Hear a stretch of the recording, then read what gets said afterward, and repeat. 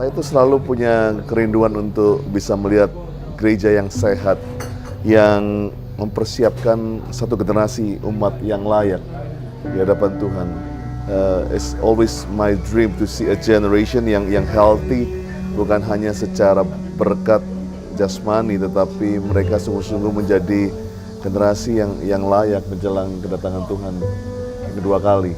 Satu generasi yang Yoel pernah nubuatkan dalam Yoel 2, bagaimana generasi yang ada di atas gunung-gunung, generasi yang mempunyai keberanian dan pengurapan seperti api, yang punya percepatan, generasi yang dipenuhi Roh Kudus.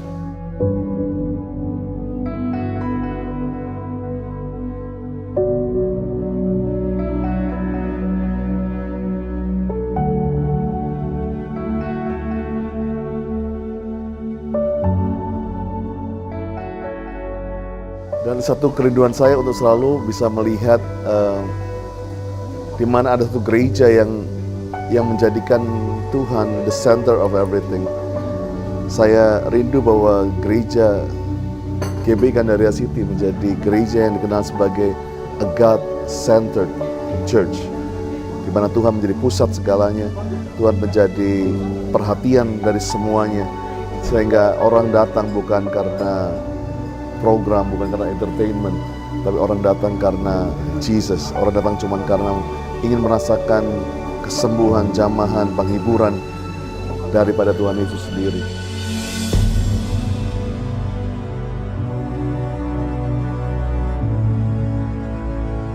Dan satu hal lagi, saya rindu bahwa gereja ini akan dikenal sebagai God's Church. Tuhanlah menjadi pemilik gereja ini, sehingga kita percaya sebagai tubuh Kristus. Mari kita mulai menjaga unity, satu tubuh dengan tubuh yang lain. Kita mulai berjejaring, kita mulai bangun unity atas kota, atas bangsa, antara generasi. Dan biarlah kita membangun hubungan yang sehat untuk memperlebar kerajaan Tuhan di Indonesia dan di bangsa-bangsa. We gotta rise up a new generation. 새로운 세대를 일으킬 We 것입니다. will give birth to a new generation. 새로운 세대를 Are you 탄생시킬 ready, 것입니다. nations? 준비되셨습니까? Are you ready, nations? Come on, raise up your voice. 여러분의 목소리를 Raise 높이십시오. up your voice. 여러분의 목소리를 Raise up 높이십시오. your Dan tentunya kita selalu ingin bahwa gereja ini menjadi generation center, generasi yang menjadi pusat generasi baru. Kalau ngomong generasi bukan hanya ngomong anak-anak muda, tapi 5 generasi, dari mulai opa, oma, orang tua, anak-anak muda sampai anak kecil, bahkan anak-anak yang baru lahir. Saya percaya biarlah ini menjadi pusat generasi baru. Dan tentunya yang Tuhan berikan adalah kita menjadi growing community, komunitas yang bertumbuh bukan hanya sekedar berkat tetapi pertumbuhan orang-orang percaya, di mana gereja ini akan menjadi gereja yang bertumbuh secara cell group, gereja yang percaya, persekutuan orang kudus di akhir zaman, yang bergerak di marketplace, yang akan bergerak di rumah-rumah, bergerak dalam setiap melintas generasi, gereja yang bergerak dalam cool yang terjadi dalam gereja ini.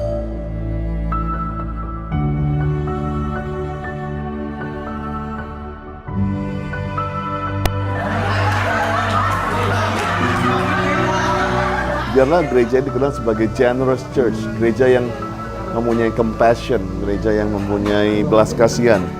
Biarlah gereja ini dikenal sebagai gereja yang bukan hanya memperkaya dirinya, tapi gereja yang bermurah hati.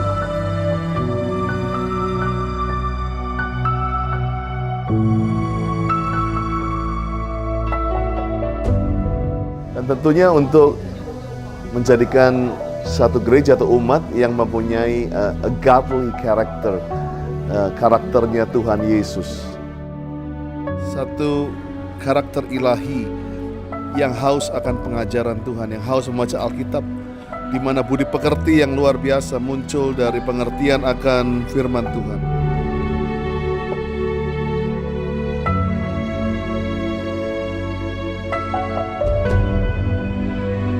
Dan tentunya yang terakhir, saya rindukan bahwa gereja ini menjadikan Satu tren yang baru yang disebut dengan God's culture.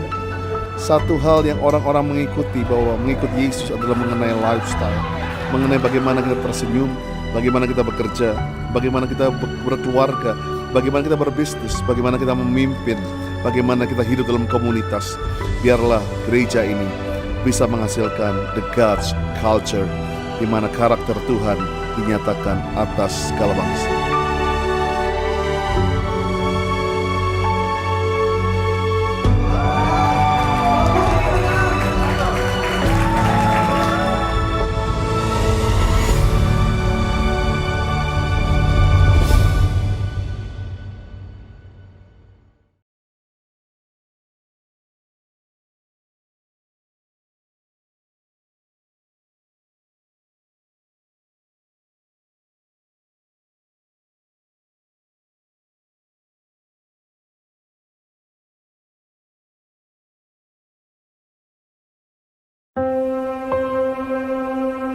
Orang yang duduk dalam lindungan yang maha tinggi dan bermalam dalam naungan yang maha kuasa akan berkata kepada Tuhan, tempat perlindunganku dan kubu pertahananku, Allahku yang kupercayai.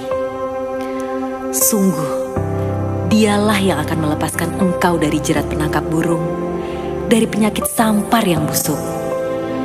Dengan kepaknya, ia akan menudungi engkau. Di bawah sayapnya, engkau akan berlindung. Kesetiaannya ialah perisai dan pagar tembok. Engkau tak usah takut terhadap kedahsyatan malam, terhadap panah yang terbang di waktu siang, terhadap penyakit sampar yang berjalan di dalam gelap, terhadap penyakit menular yang mengamuk di waktu petang. Walau 1.000 orang rebah di sisimu dan 10.000 rebah di sebelah kananmu, tetapi itu tidak akan menimpamu. Engkau hanya menontonnya dengan matamu sendiri dan melihat pembalasan terhadap orang-orang fasik. Sebab Tuhan ialah tempat perlindunganmu. Yang maha tinggi telah kau buat tempat perteduhanmu. Malapetaka tidak akan menimpa kamu, dan tulah tidak akan mendekat kepada kemahmu. Sebab malaikat-malaikatnya akan diperintahkannya kepadamu untuk menjaga engkau di segala jalanmu. Mereka akan menatang engkau di atas tangannya, supaya kakimu jangan terantuk kepada batu. Singa dan ular tedung akan kau langkahi. Engkau akan menginjak anak singa dan ular naga.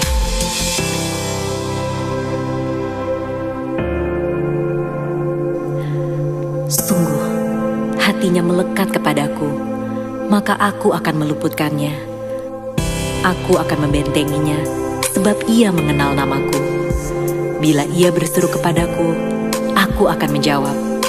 Aku akan menyertai dia dalam kesesakan. Aku akan meluputkannya dan memuliakannya. Dengan panjang umur akan kukenyangkan dia, dan akan kuperlihatkan kepadanya keselamatan daripadaku.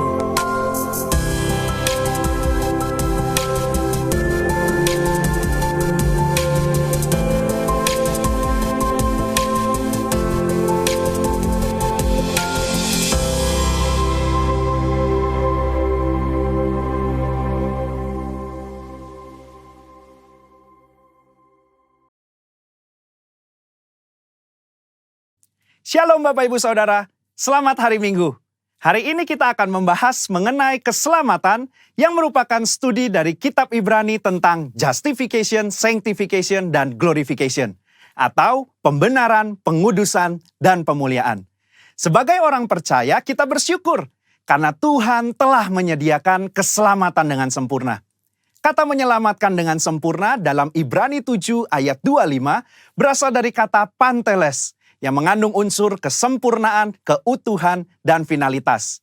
Hal ini menunjukkan adanya tahapan yang harus kita lalui sehingga mendapatkan kesempurnaan keselamatan.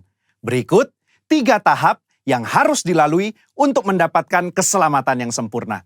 Tahap pertama, justification atau pembenaran.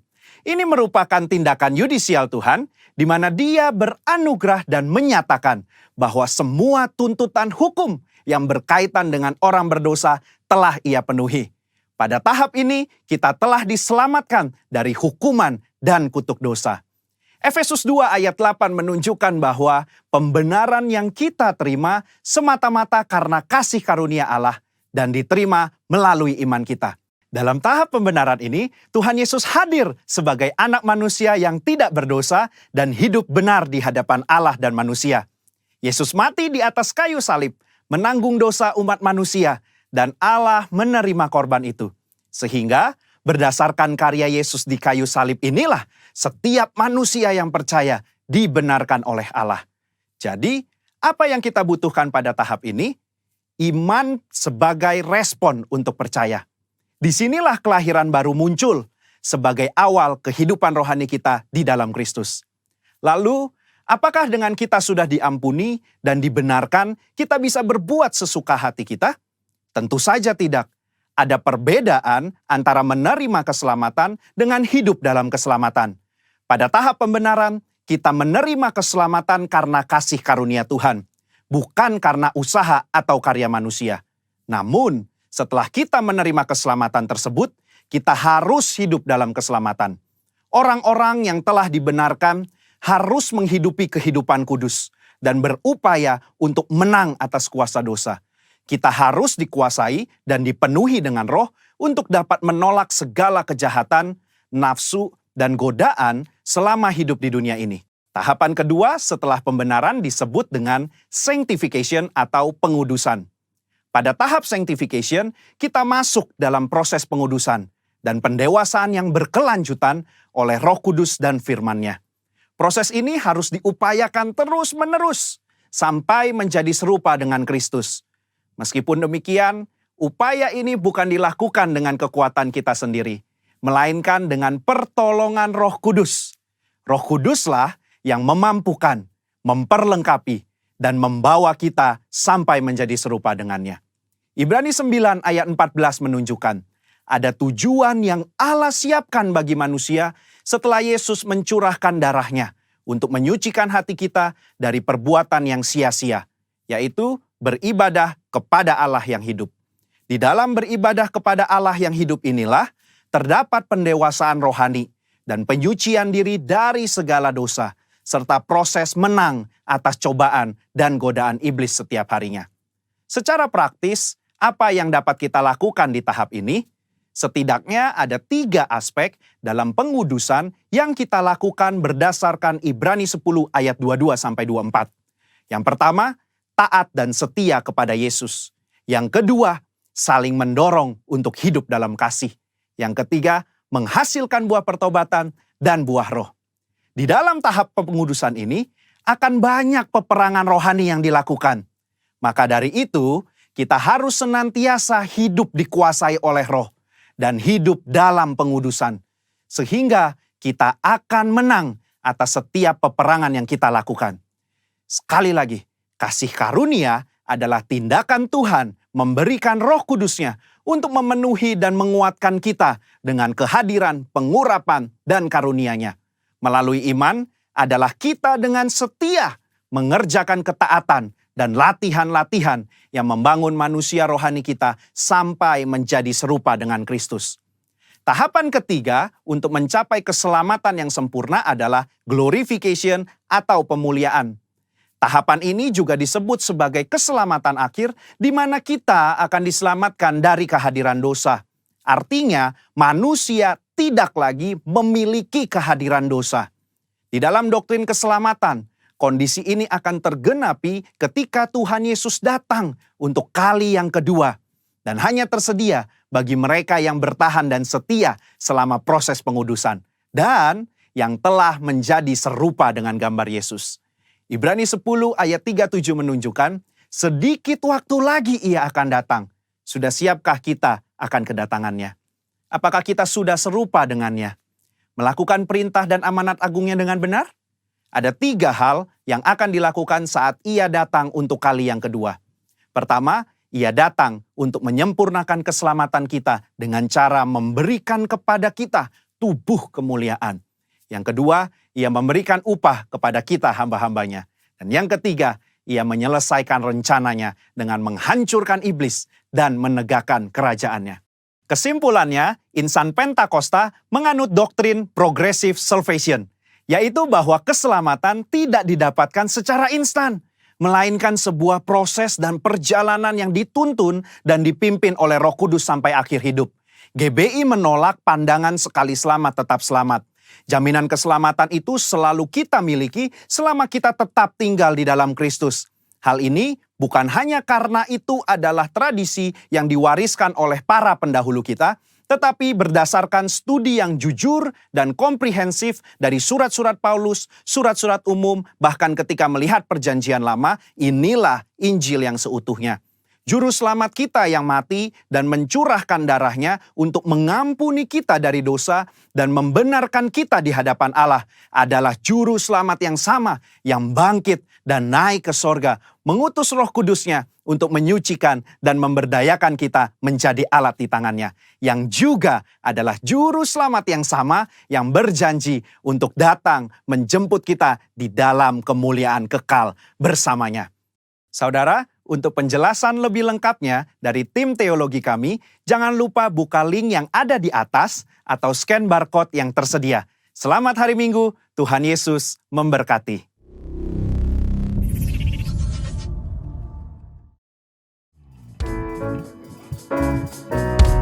Shalom Grow Center.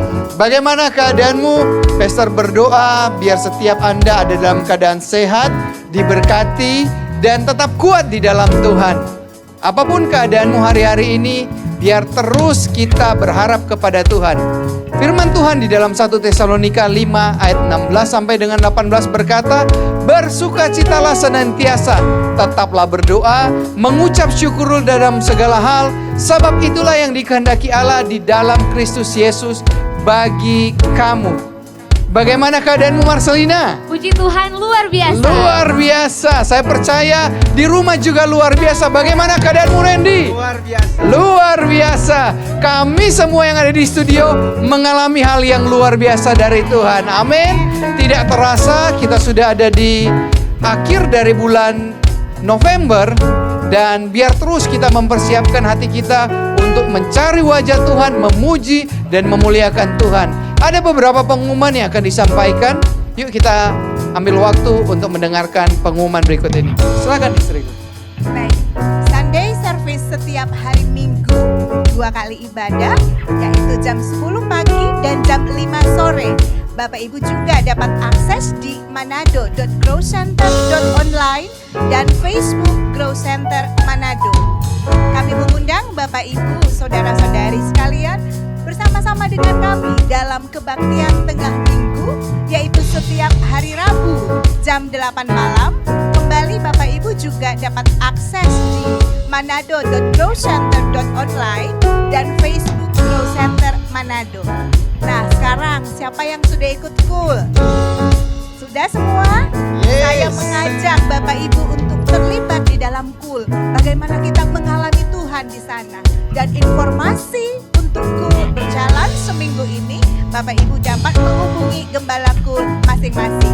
Dan Bapak Ibu, inilah kegiatan sepekan Grow Center Manado.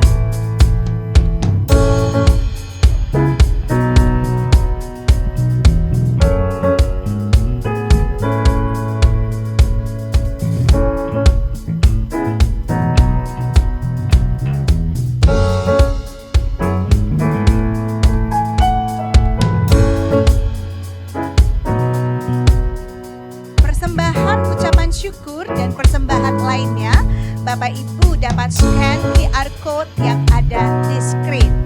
Dan untuk mengikuti kegiatan Grow Center Manado, lebih lengkapnya Bapak Ibu dapat kunjungi di Instagram dan Facebook Grow Center Manado.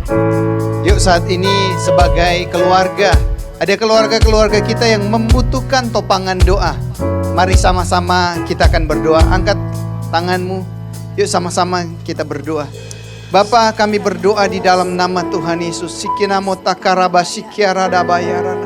Tuhan, kami berdoa buat keluarga kami Tuhan.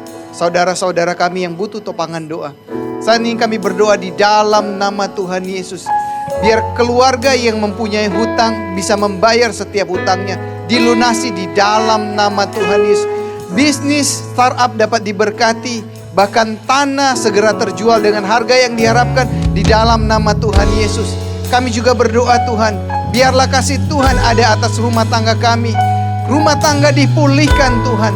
Terjadi pemulihan di dalam rumah tangga.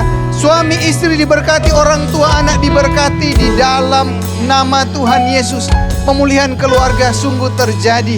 Bahkan kami berdoa buat istri yang sempat mengalami Tuhan hal yang tidak baik di rumah. Biar dia mampu memaafkan suaminya. Dapat terjadi pemulihan di dalam nama Tuhan Yesus. Kiranya Tuhan juga menyembuhkan benjolan di leher sebelah kiri. Bahkan kondisi dari saudara kami dipulihkan, dilepaskan dari cuci darah. Bahkan kami berdoa buat keluarga demi keluarga yang membutuhkan ngomongan dari Tuhan, mendapatkan keturunan dari Tuhan. Kami berdoa, kami percaya Tuhan sanggup memberikannya di dalam nama Tuhan Yesus. Bahkan ada keluarga yang lagi mengalami kehamilan, biar kehamilannya berjalan dengan baik, janin bisa berkembang sampai pada waktunya. Kami percaya akan terjadi kelahiran ilahi di dalam nama Tuhan Yesus Kristus. Haleluya. Mari Bapak Ibu sama-sama kita bersyukur oleh karena doa-doa yang telah Tuhan jawab untuk setiap yang mendoakan. Bersyukur untuk Papa yang sudah disembuhkan dari bengkak di paha dan kaki, yang sudah bisa berjalan kembali. Kita bersyukur juga bersama-sama kadar gula turun dan kaki sudah disembuhkan dari sakit. Kita juga sama-sama bersyukur dapat berkat untuk membeli rumah di Manado. Juga mendapatkan pekerjaan. Oh, terima kasih Tuhan. Juga bisnis berjalan dengan lancar. Serta mendapat ruko yang baru untuk usaha. Ya, terima kasih Tuhan, terima kasih. Dan hari ini Pastor akan menyampaikan kebenaran firman Tuhan tentang nilai di dalam dunia kerja. Yuk sama-sama kita persiapkan hati kita untuk menerima kebenaran, sebab Pastor percaya kebenaran firman Tuhan akan menuntun setiap kita menjadi orang-orang yang berhasil di dunia kerja. Tapi sebelum kita mendengar kebenaran firman Tuhan, sama-sama kita akan memuji Tuhan bersama-sama dengan Grow Worshipper. Haleluya! Grow Center Family, dimanapun engkau berada saat ini, mari kita memuji Tuhan. Engkau yang sedang duduk saat ini, engkau boleh bangkit berdiri. Kita memuji Tuhan, bertepuk tangan bagi Tuhan. Haleluya.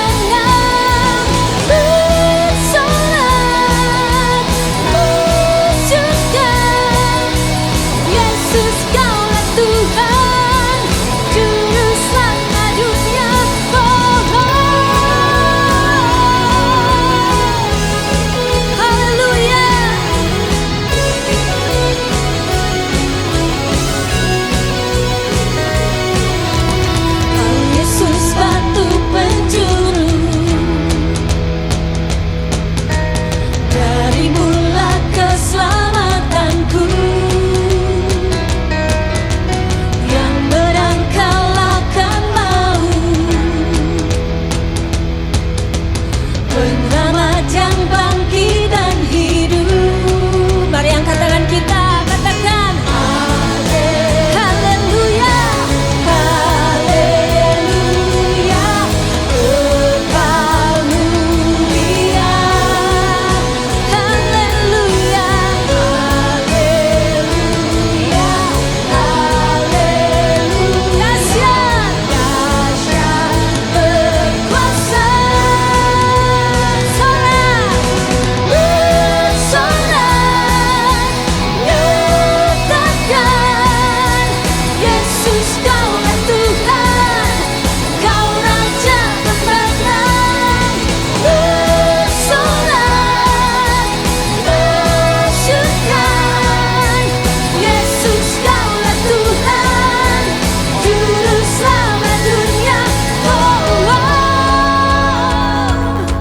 Beri tepuk tangan bagi Tuhan. Kau Yesus, Kau Yesus.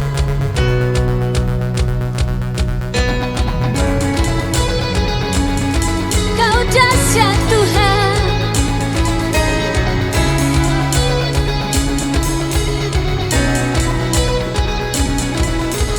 Agung dan perkasa, megah dan percaya.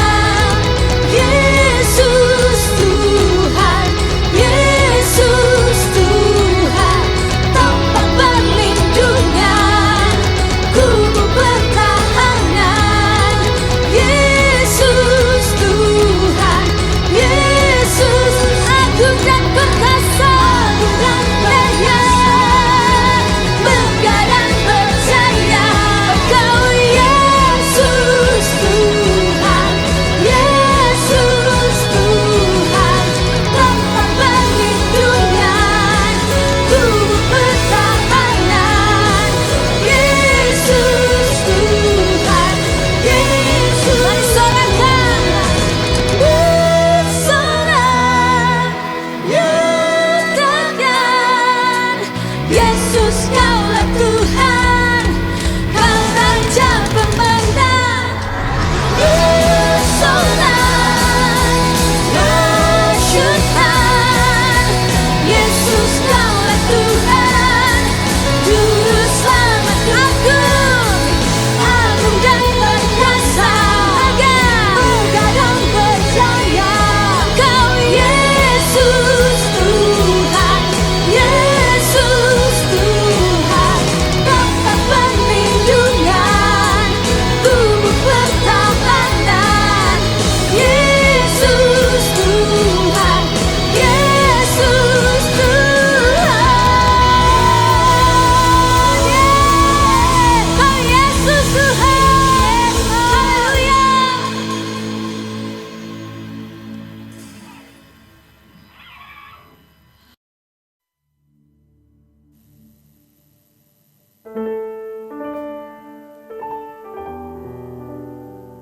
Terima kasih Tuhan. Biar hari-hari ini Tuhan kami mengerti apa yang Kau mau dalam kehidupan kami. Jesus. Terima kasih Tuhan.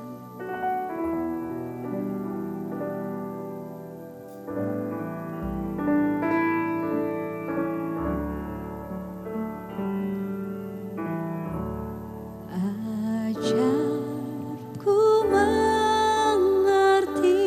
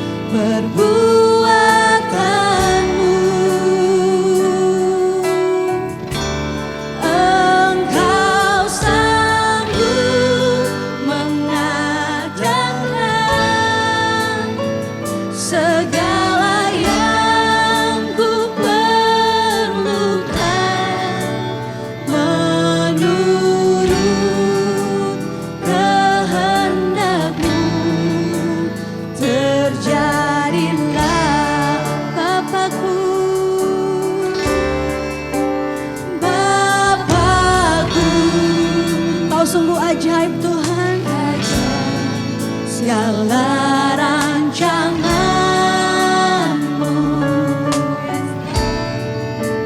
Tuhanku, heran perbuatan-Mu. Engkau sanggup mengadakan segala yang ku perlukan menurut kehendak-Mu. Terjadilah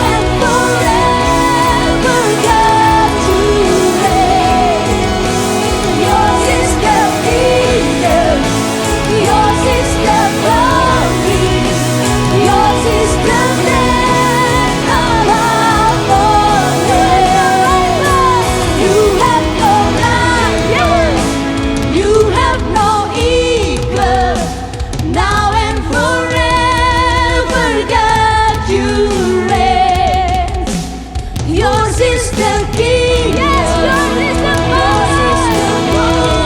Glorious the name above all names. You have no rival. You have no equal.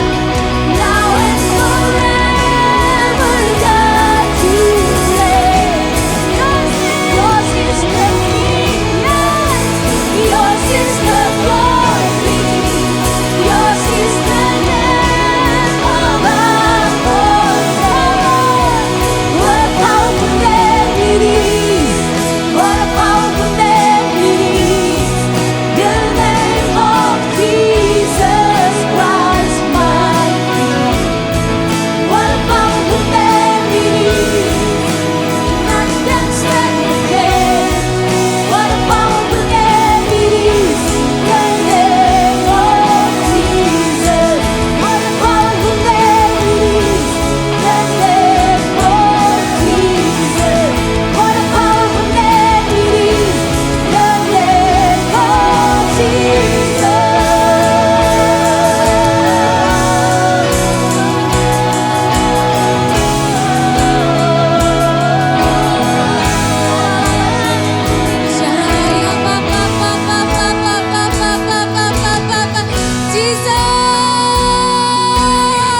kami panggil namamu Tuhan, kami panggil namamu, kami percaya Tuhan, namamu nama yang berkuasa di atas segala nama, nama yang membebaskan setiap kutuk, nama yang melepaskan setiap belenggu dalam hidup kami, nama Yesus. Haleluya, haleluya, Jesus, Jesus. Terima kasih Bapa, terima kasih Tuhan. Kami berdoa buat bangsa kami Tuhan. Kami mau berdoa buat kota kami Tuhan. Kami percaya Tuhan, Engkau sanggup mengubah bangsa kami. Engkau sanggup Tuhan meruntuhkan setiap tembok-tembok Tuhan yang menghalangi bangsa kami untuk mengenal akan kebenaran firman-Mu Tuhan. Terima kasih Bapa, terima kasih Tuhan buat kegerakan-Mu Tuhan yang sedang bekerja Tuhan, yang Engkau lagi turun tangan Tuhan melawan bangsa kami Tuhan, dari Sabang sampai Merauke. Hadiran Tuhan dipenuhi atas bangsa kami. Ada lautan, ada gelombang Tuhan yang mulai menjamah setiap bangsa kami. Kami percaya Tuhan, mulai bangkit satu nyanyian yang baru, mulai bangkit doa pujian penyembahan, mulai bangkit seruan-seruan doa Tuhan di kota-kota, di pulau-pulau Tuhan. Terima kasih Bapak, terima kasih Tuhan. Biar Engkau memberkati pemimpin kami Tuhan, mulai dari Bapak Presiden, Wakil Presiden, jajaran menteri sampai di daerah-daerah Tuhan. Biar roh takut Tuhan ada atas bangsa kami. Syaralaya Baba Baba Baba Baba Baba Yaralaya Base. Kami berdoa buat setiap pemimpin kami Tuhan, mulai dari Pastor Niko Nyoto Raharjo bersama Ibu Hermin, keluarga dan 4 wakil gembala. Kami juga berdoa buat Pastor Adi Cokro, Ibu Lia Tuhan, anak-anak, dan 3 wakil gembala Tuhan, tim pastoral GC Jakarta Tuhan. Kami juga berdoa buat Pastor Chandra Manalip, Pastor Nova dan keluarga, Pastor Carlo, Pastor Telma dan keluarga, dan tim pastoral Grow Center Tuhan. Ya Bapa, biar Engkau sendiri yang menguatkan kaki dan tangan hamba-hamba-Mu Tuhan, untuk terus bergerak dalam visi, dalam tuntunan-Mu Tuhan, untuk kami bergerak mempersiapkan umat yang layak di hadapan-Mu Tuhan. Biar hari-hari ini suara kenabian itu bangkit, mulai dari Gatot Subroto Tuhan sampai ke Grow Center. Kami percaya urapan itu turun atas hamba-hamba-Mu. Kami mengucap syukur Tuhan, biar Engkau memberkati setiap jemaat dimanapun mereka hadir Tuhan, dimanapun mereka menyaksikan Tuhan ibadah online kami. Hadirat Tuhan memenuhi mereka Tuhan, di dalam nama Tuhan Yesus. Haleluya.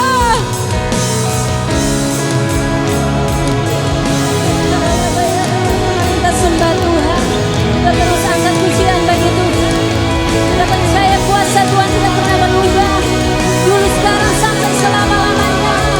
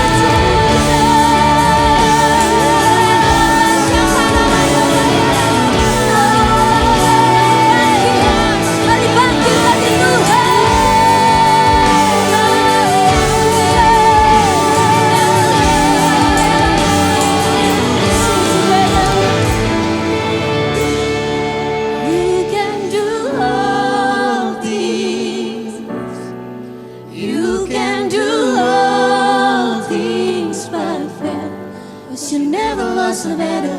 No, you never lost the battle. I know you never will. You can do all things. Yes, you can do all things. You can do all things. Yes, you never lost the battle. No, you never lost the battle. I know you never will. You never lost the battle. Never lost the battle. Never lost the battle. You never will. You never lost the battle. Never lost the battle. You never lost the battle. You never will. Yes, you never lost the battle. Never lost the battle. You never lost the battle. You never will. Never lost the battle. Never lost the battle. You never lost the battle.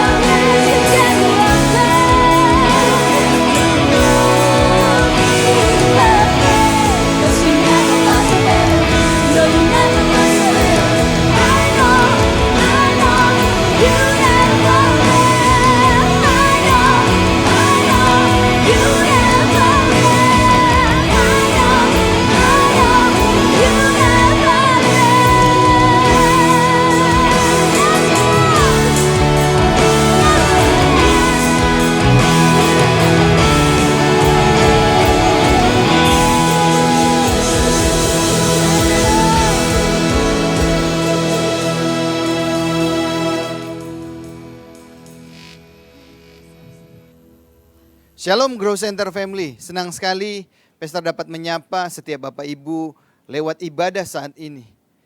Tidak terasa kita sudah ada di minggu keempat dari bulan November. Tinggal 1 bulan lagi kita akan mengakhiri tahun 2020. Bagaimana keadaanmu? Pastor berharap dalam keadaan baik, sehat dan diberkati Tuhan. Tetap kuat di dalam Tuhan. Dan pada bulan ini kita masih ada dalam tema yaitu Strong and Healthy in Marketplace, di mana kita menjadi kuat dan sehat di marketplace, di dunia kerja, di dalam pelayanan kita, di dalam sekolah kita, di dalam perkuliahan kita, kita menjadi orang-orang yang kuat. Dan saat ini sebelum Pastor men-sharingkan firman, yuk sama-sama kita satu dalam doa. Bapa, terima kasih buat waktu dan kesempatan kami mendengar firman-Mu. Urapi setiap kami, beri kami hati seorang murid untuk mendengar. Bahkan bukan hanya mendengar, tetapi melakukan apa yang menjadi kebenaran firman-Mu. Urapi hamba-Mu, hamba janji kembalikan segala pujian, hormat, dan kemuliaan hanya buat Tuhan Yesus. Dalam nama Tuhan Yesus. Haleluya, amin. Topik Pastor hari ini yaitu kita berdampak di marketplace. Banyak orang berpikir marketplace hanya orang-orang yang bekerja. No, marketplace adalah bagi engkau yang sekolah, bagi engkau yang kuliah, itu adalah marketplace-mu. Di mana setiap kita bisa berdampak. Dan bahkan ibu-ibu yang ada di rumah bisa berdampak buat teman-teman arisanmu, buat teman-teman yang sering Anda berkumpul bersama-sama. Bisa menjadi dampak buat mereka. Dan di dalam firman Tuhan, di dalam Matius 5 ayat 14 sampai dengan 16, firman Tuhan berkata seperti ini. Kamu adalah terang dunia. Kota yang terletak di atas gunung tidak mungkin tersembunyi. Lagi pula orang tidak menyalakan pelita lalu meletakkannya di bawah gantang, melainkan di atas kaki dian, sehingga menerangi semua orang di dalam rumah. Demikianlah hendaknya terangmu bercahaya di depan orang, supaya mereka melihat perbuatanmu yang baik dan memuliakan Bapamu di sorga. Luar biasa firman Tuhan ini, ada 2 hal yang disebut untuk orang-orang percaya. Yang pertama adalah terang dunia. Bagaimana kehidupan kita hari-hari ini?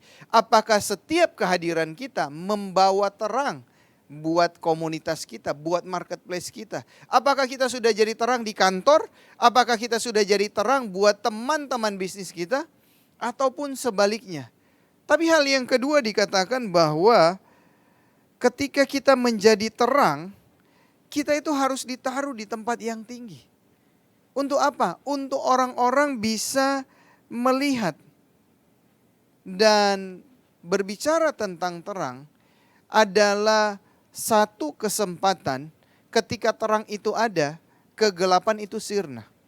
Mungkin lewat kehadiranmu di dalam pekerjaan, di dunia kerja, membuat segala sesuatu yang tidak jelas menjadi jelas. Apakah nilai-nilainya, apakah budayanya, perilaku kita, itu yang membuat orang-orang bisa melihat Kristus. Bahkan dikatakan di sini, demikianlah hendaknya terangmu bercahaya di depan orang, supaya mereka melihat perbuatanmu yang baik dan memuliakan Bapamu yang di sorga. Apa yang kita lakukan dilihat oleh orang. Bahkan Pastor Andi sering katakan, buat setiap kita anak-anak Tuhan, bahkan yang sudah melayani, kita itu ibarat ditaruh di sebuah akuarium yang dinyalain lampu 1000 watt untuk menerangi kita jalan kemana-mana, itu kelihatan. Demikian setiap perbuatan kita biarlah dilihat oleh orang-orang, perbuatan baik kita sehingga memuliakan Bapa yang ada di sorga. Selain menjadi terang, kita juga bisa berfungsi menjadi garam. Di mana garam itu di beberapa waktu yang lalu kita sudah mendengar salah satu fungsi dari garam yaitu mencegah kerusakan. Bagaimana hidup kita bisa mencegah kerusakan? Kerusakan di dalam dunia kerja, kalau orang katakan untuk berhasil di dalam pekerjaan, untuk menjadi dampak di kampusmu, kalau teman-temanmu melakukan hal yang salah, engkau harus ikut. Justru kehadiranmu di dunia kerja, orang-orang yang suka korupsi, orang-orang suka melakukan hal yang tidak benar, lewat kehadiranmu, setiap kerusakan itu bisa dicegah. Yang percaya dan mau katakan amin. Itu fungsi dari garam. Tapi fungsi yang lain dari garam yaitu memberi rasa. Garam tidak perlu terlalu dominan, tetapi garam memberikan rasa. Apakah kehadiran kita di dalam dunia kerja, di bisnis, di dalam pelayanan, di dunia sekolah kita maupun kampus kita, memberi rasa, memberi cita rasa. Tanpa kehadiran kita, orang-orang akan katakan kayaknya ada yang kurang. Yes, kita tidak perlu menjadi dominan, tetapi kita memberi cita rasa. Fungsi terang dan garam yaitu memberi pengaruh dimanapun mereka berada. Orang-orang percaya, setiap kita anak-anak Tuhan adalah terang dan garam yang harus mempengaruhi dunia di mana kita berada. Baik di dalam keluarga, pelayanan, pekerjaan, sekolah, bahkan bisnis yang Tuhan percayakan hari-hari ini untuk kita kerjakan. Kita dipanggil bukan hanya memberi pengaruh, tetapi untuk menjadi pemimpin yang membawa terang.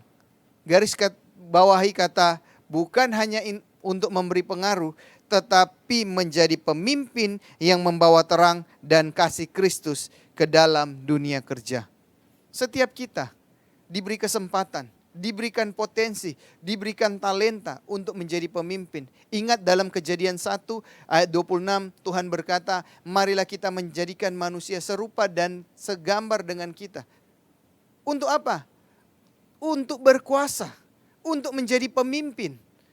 Setiap Anda punya potensi untuk menjadi pemimpin. Kalau hari-hari ini engkau Tuhan izinkan sudah menjadi seorang pemimpin di dalam dunia kerja, jadilah pemimpin yang luar biasa. Jadilah pemimpin yang membawa terang, membawa pengaruh, bahkan menyatakan kasih Kristus di mana engkau berada. Dan Roma 8 ayat 19 berkata seperti ini.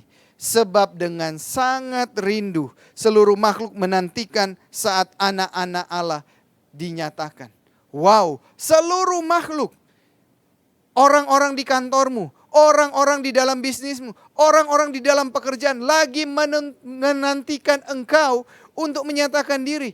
Bukan sekedar fashionmu yang luar biasa, bukan tentang teknologi yang kau pakai lebih canggih, tetapi mereka lagi menanti-nantikan bagaimana cara engkau bekerja, bagaimana cara engkau mengambil keputusan, bagaimana cara engkau memimpin. Itu yang lagi dinanti-nantikan oleh setiap orang di dalam marketplace di mana Tuhan izinkan kita berada. Pastor mendorong untuk yuk kita jadi orang-orang yang sungguh membawa dampak. Dan hari ini berbicara tentang berdampak, berbicara tentang menjadi pemimpin dan memberi pengaruh. Ada 4 ciri seorang pemimpin yang memiliki pengaruh. Yang pertama, apa ciri seorang pemimpin yang memberikan pengaruh? Poin pertama adalah dapat memimpin diri sendiri. Nah, ini yang menarik. Begitu banyak orang ingin menjadi pemimpin. Karena begitu banyak orang berpikir kalau menjadi seorang pemimpin, dia memiliki kuasa, memiliki power untuk memimpin orang lain, untuk menyuruh orang lain untuk melakukan apa yang dia inginkan. Tetapi pastor mau katakan seorang pemimpin yang hebat dan luar biasa adalah orang yang dapat memimpin dirinya sendiri. Apakah kita dapat memimpin diri kita dalam waktu-waktu saat teduh kita? Dapat memimpin diri kita untuk melakukan nilai-nilai yang kita ucapkan, untuk melakukan nilai-nilai yang kita percayai. Apakah kita menjadi seorang pemimpin yang mampu mendisiplinkan diri kita? Datang tidak terlambat, bahkan pulang bukan punya mental tank and go. Begitu selesai jam kantor langsung pulang. Tidak seperti itu. Kita dapat menguasai diri kita sendiri. Ketika kita memegang gadget kita, apakah kita terus belajar atau kita hanya membuka Instagram, kita hanya melihat TikTok untuk sesuatu yang mungkin nggak perlu. Perlu kita sadari untuk pemimpin yang bisa memberikan pengaruh adalah poin pertama adalah dia dapat memimpin dirinya sendiri. Di dalam Titus 2 ayat 7 berkata seperti ini, dan jadikanlah dirimu sendiri suatu teladan dalam berbuat baik. Hendaklah engkau jujur dan bersungguh-sungguh dalam pengajaranmu. Lihat dikatakan orang yang dapat memimpin dirinya sendiri bisa menjadi teladan. Pastor mendorong untuk setiap kita, yuk berani pimpin diri kita sendiri terlebih dahulu sebelum memimpin orang-orang lain. Sebelum engkau memimpin bawahanmu, sebelum engkau memimpin timmu, beranikah engkau memimpin dirimu sendiri? Bahkan Amsal katakan, orang yang dapat menguasai dirinya, dapat memimpin dirinya, itu lebih kuat daripada orang yang merebut kota. Poin pertama, kita menjadi pemimpin yang memiliki pengaruh ketika kita dapat memimpin diri sendiri. Poin yang kedua, yaitu memiliki jiwa yang melayani. Seorang pemimpin yang memberi pengaruh adalah seorang pemimpin yang mempunyai jiwa melayani. Pemimpin bukan karena power. Seorang pemimpin sejati adalah orang yang dapat memberi pengaruh, tidak lebih, tidak kurang. Itu kata John Maxwell. Dan seorang pemimpin yang memberi pengaruh harus memiliki jiwa yang melayani. Contoh yang paling simpel atau contoh paling konkret yaitu di dalam Matius 20 ayat 28 dikatakan seperti ini. Yesus berkata, sama seperti anak manusia datang bukan untuk dilayani, melainkan untuk melayani dan untuk memberikan nyawanya menjadi tebusan bagi banyak orang. Yesus adalah contoh atau pribadi seorang pemimpin yang melayani. Dia datang bukan untuk dilayani. Begitu banyak hari-hari ini pemimpin atau orang-orang yang memberi pengaruh, tetapi kehidupannya tidak melayani. Pastor challenge, yuk kita jadi pemimpin yang melayani. Sehingga orang-orang akan lihat atasan saya, pimpinan saya, bukan hanya dia bisa berkata-kata, tetapi dia mampu melakukan. Dia begitu melayani kami. Dia begitu sungguh punya hati, punya jiwa untuk melayani orang lain. Sehingga orang lain dari tahap ini bisa naik. Mencapai potensi maksimal di dalam kehidupan orang yang dia pimpin. Kalau engkau mampu membawa orang dengan jiwa melayani, membuat orang dari level tertentu naik kepada level berikutnya sehingga dia menjadi maksimal. Pastor sungguh percaya kehidupanmu akan memberikan pengaruh yang sangat signifikan. Jiwa melayani timbul dari hati dan dibuktikan dengan aksi.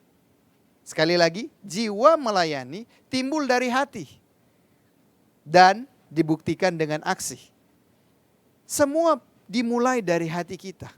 Kalau hati kita sungguh-sungguh menjadi seorang pemimpin yang mau melayani, apapun tantangan di depan, seberapa sulit tantangan yang kau hadapi, engkau tidak akan pernah menyerah. Engkau akan terus maju untuk melayani orang-orang yang Tuhan percayakan di sekelilingmu untuk mereka mencapai potensi yang maksimal. Biarlah kita menjadi pemimpin yang memberi pengaruh lewat jiwa yang melayani. Poin yang ketiga, yaitu orang atau pemimpin yang dapat mempengaruhi adalah seorang problem solver. Orang yang dapat menyelesaikan masalah. Amsal 18 ayat 15 berkata, hati orang berpengertian memperoleh pengetahuan dan telinga orang bijak menuntut pengetahuan. Kecerdasan dimulai dari hati yang senang belajar. Ini luar biasa. Ketika kita punya hati yang mau belajar, kita akan mencari pengetahuan dan terus belajar. Dan berbicara tentang problem solver, waktu Yesus ada di muka bumi ini, Yesus ketika berjalan dari kota demi kota, dari desa demi desa, dari satu komunitas ke komunitas. Bahkan Yesus ada di mana tempat Yesus ada, di situ setiap masalah diselesaikan. Kita ingat bagaimana ada masalah, orang yang sakit disembuhkan, orang yang lumpuh disembuhkan, bahkan orang yang terikat dan kerasukan setan ketika Yesus ada, masalahnya diselesaikan. Menjadi perenungan untuk setiap kita. Apakah di mana kita berada, kita menjadi problem solver, atau justru kita menjadi problem maker? Kita harus ingat, kalau engkau ingin memberi pengaruh, memberi dampak dan nama Tuhan dipermuliakan, kita bukan menjadi problem maker, tetapi menjadi problem solver. Ketika murid-murid ketakutan, badai melanda menerpa, Yesus ada di dalam kapal itu. Yesus menjadi problem solver dengan katakan kepada badai, jadilah reda, tenanglah, jadilah reda. Ini hal yang luar biasa. Hari-hari ini begitu banyak orang menanti-nantikan anak-anak Tuhan menyatakan dirinya. Salah satu adalah menjadi problem solver. Kita lihat kota kita. Kita lihat bangsa kita. Kita lihat dunia kerja. Begitu banyak masalah yang terjadi. Begitu banyak orang ingin menjadi cepat kaya. Ingin jadi cepat berhasil. Melakukan cara-cara yang tidak benar. Sehingga menimbulkan begitu banyak masalah. Yuk kita menjadi orang-orang yang memberi pengaruh lewat menjadi problem solver. Mengambil keputusan bukan karena kita memiliki perasaan suka atau tidak suka. Bahkan Amsal 22 ayat 29 berkata, pernahkah engkau melihat orang-orang yang cakap dalam pekerjaannya? Di hadapan raja-raja ia akan berdiri, bukan di hadapan orang-orang hina. Saudara, ketika kita menjadi problem solver, kita terus belajar, kita menjadi orang yang cakap. Dan kalau kita menjadi orang-orang yang cakap, di hadapan raja-rajalah kita akan berdiri. Bahkan kita mampu berbicara, kita mampu menyatakan apa yang menjadi hikmat dari Tuhan. Ingat cerita Yusuf, bagaimana seluruh Mesir kehilangan cara untuk melihat masa depan. Firaun seorang raja tidak bisa melihat tentang arti dari mimpinya. Tetapi muncul seorang Yusuf yang menjadi problem solver. Di mana dia bisa bukan hanya bisa mengartikan mimpi dari raja. Tetapi dia mampu memberikan solusi. 7 tahun masa kelimpahan, apa strategi yang harus dilakukan.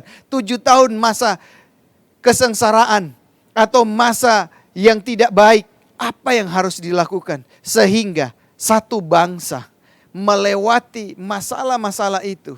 mempergunakan setiap kesempatan yang ada dengan hikmat dan strategi dari Tuhan, dan nama Tuhan dipermuliakan. Poin yang keempat, yang terakhir, sesudah kita menjadi problem solver, poin yang keempat adalah kalau kita ingin menjadi pemimpin yang memberi pengaruh, biarlah kita mampu bersikap adil. Katakan bersikap adil. Kita tidak bias.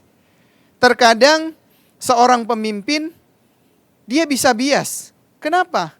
Karena kedekatan.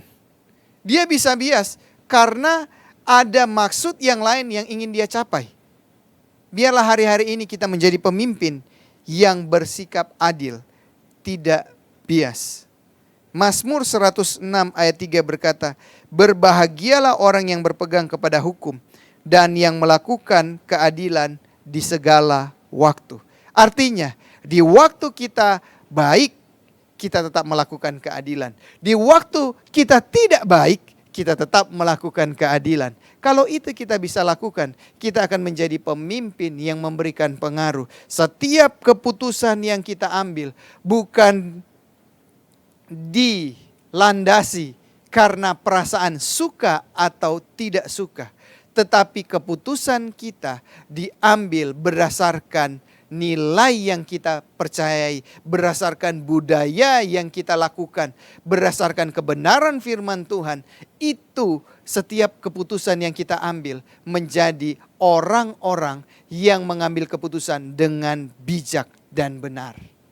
Pastor mendorong untuk setiap kita, yuk menjadi orang-orang yang bersikap adil dimanapun kita dipercayakan. Satu ketika saya pernah ditanyai oleh seorang sahabat, berkata seperti ini, Pastor, apakah Pastor tidak akan bias mengambil keputusan dengan orang-orang yang begitu dekat dengan Pastor? Karena saya pernah mengalami pengalaman di mana dulu atasan saya setiap ada terjadi sesuatu, dia begitu cepat untuk mengkoreksi saya. Tetapi seiring dengan waktu berjalan kami menjadi dekat, saya mengerti ada hal-hal yang saya lakukan salah atau keliru, tetapi atasan yang dulunya suka langsung menegur saya, tiba-tiba nggak menegur. Dan saya menyadari itu adalah dipengaruhi oleh kedekatan. Saya katakan kepada sahabat saya, semakin engkau dekat dengan saya, semakin saya akan berkata jujur, semakin saya akan menegur engkau kalau itu untuk kebaikanmu. Saya nggak akan sungkan untuk berbicara. Karena apa? Keputusan atau teguran itu bukan karena like or dislike. Jadilah pemimpin yang mengambil keputusan bukan karena kedekatan. Bukan karena punya hubungan keluarga. Kalau engkau mampu melakukan itu, engkau akan dipercayai oleh banyak orang. Dan terlebih lagi, engkau akan memberi pengaruh yang dahsyat dan luar biasa. Sehingga nama Tuhan dipermuliakan. Ingat 4 hal ini. Menjadi seorang pemimpin yang memiliki pengaruh. Yang pertama, dapat memimpin diri sendiri. Yang kedua, yaitu memiliki jiwa yang melayani. Yang ketiga, kita menjadi problem solver. Dan yang keempat, kita mampu bersikap adil. Kalau keempat hal ini kita mampu hidupi, kita mampu lakukan di dalam setiap kehidupan kita, di dalam pekerjaan kita, di dalam bisnis kita, saya sungguh percaya nama Tuhan akan dipermuliakan dan orang-orang akan datang untuk belajar. Orang-orang akan datang untuk bertanya kepada kita bagaimana cara menghidupi nilai, bagaimana cara menjadi pemimpin yang memiliki pengaruh, bahkan bagaimana menjadi pemimpin yang benar sehingga nama Tuhan dipermuliakan. Kiranya pesan ini menguatkan setiap kita yang berada di marketplace. Engkau tidak pernah sendiri. Kalau engkau mau merenungi firman Tuhan, terus menggali firman Tuhan, engkau akan lihat ada hikmat, pengetahuan, bahkan strategi-strategi, ide-ide yang luar biasa dari Tuhan akan memenuhi kehidupanmu. Kiranya Tuhan Yesus memberkati. Haleluya. Amin.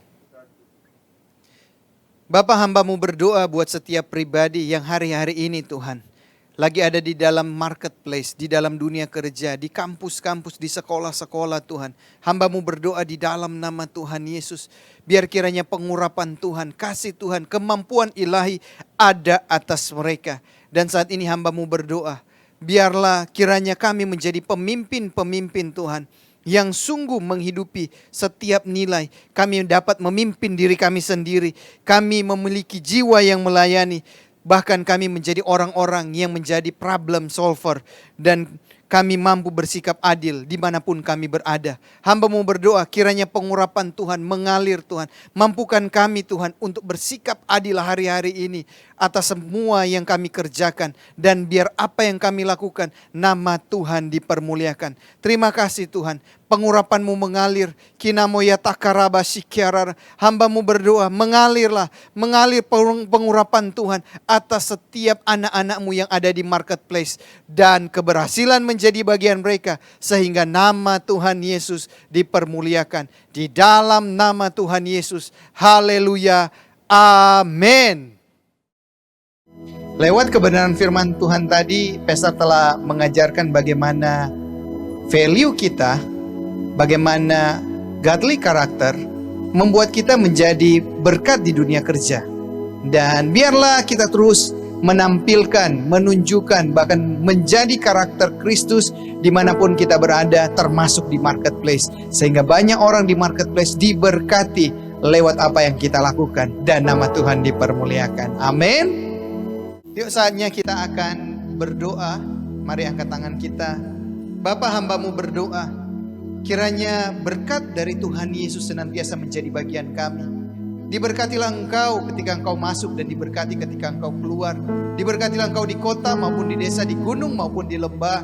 Diberkatilah setiap bakul adonan-Mu dan diberkatilah buah kandungan-Mu di dalam nama Tuhan Yesus.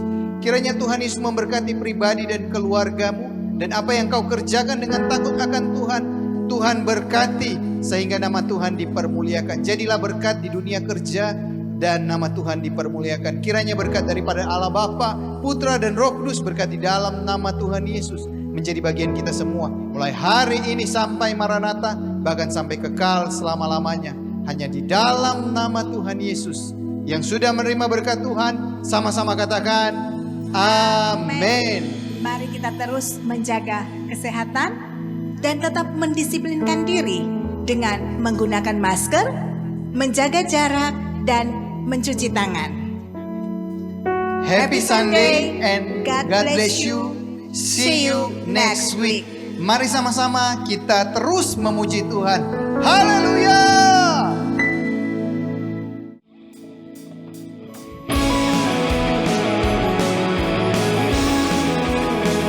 Mari Bapak Ibu yang diberkati Tuhan, kita kembali mengucap syukur, kita memuji Tuhan. Haleluya.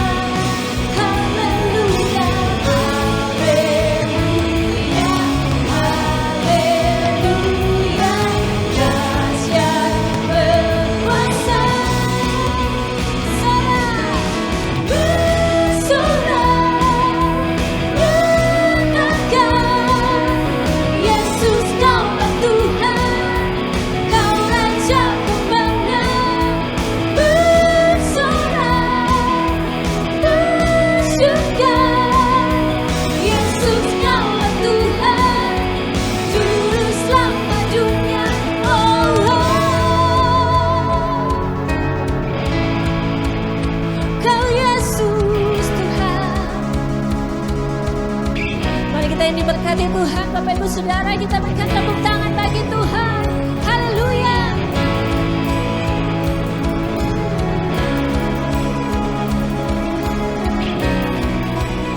agung dan